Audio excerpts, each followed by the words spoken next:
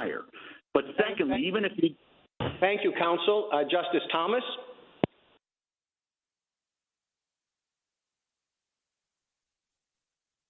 Justice Thomas?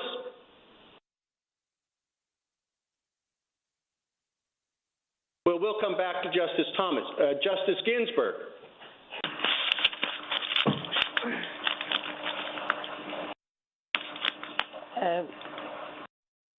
The glaring feature of what the government has done in expanding this exemption is to toss to the winds entirely Congress's instruction that women need and shall have seamless, no-cost comprehensive coverage.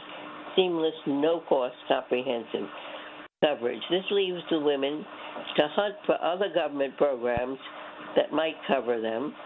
And for those who are not covered by, say, Medicaid or one of the other government programs, they can get contraceptive coverage only from paying out of their own pocket, which is exactly what Congress didn't want to happen. And in this area of religious freedom, the major trend has not to give everything to one side and nothing to the other side. We have had a history of accommodation, for tolerance here, respect for the employer's workers and students who do not share the employer's or the university's objections to contraceptives. And every time we have dealt with this subject, we have assumed that there would be a way to provide coverage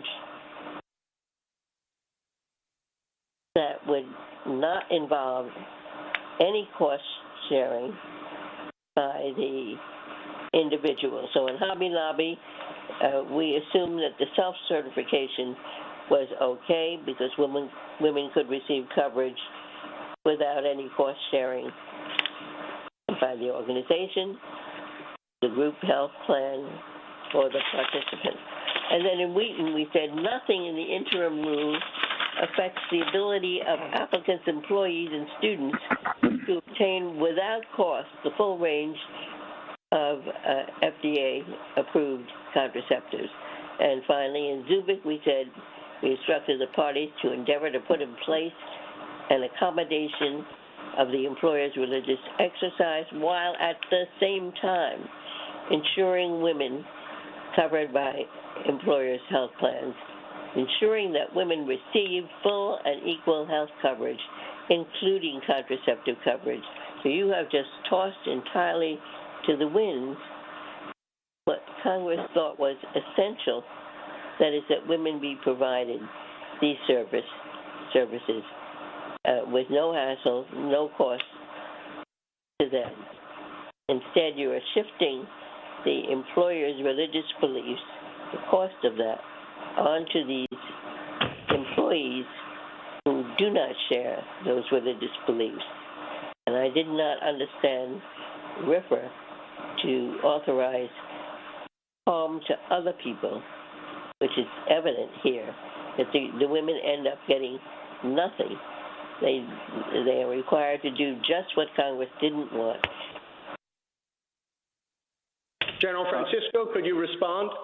Yes, respectfully, Your Honor, I think I would disagree with the premise of your question, because there's nothing in the ACA, as this court recognized in Hobby Lobby, that requires contraceptive coverage. Rather, it delegated to the agencies the discretion to decide whether or not to cover it in the first place, and we think that that also includes the discretion to require that most employers provide it, but not the small number who have sincere conscientious objections, because otherwise the original church exemption likewise would be illegal, as would the effective exemption for self-insured church plans. But even putting the church itself has enjoyed traditionally an exception. From the very first case, the McClure case in the Fifth Circuit, the church itself is different from these organizations that employ a lot of people who do not share the employer's faith. And I thought that Congress had delegated to HRSA for its expertise in what contraceptive coverage women would need. Briefly, General Francisco?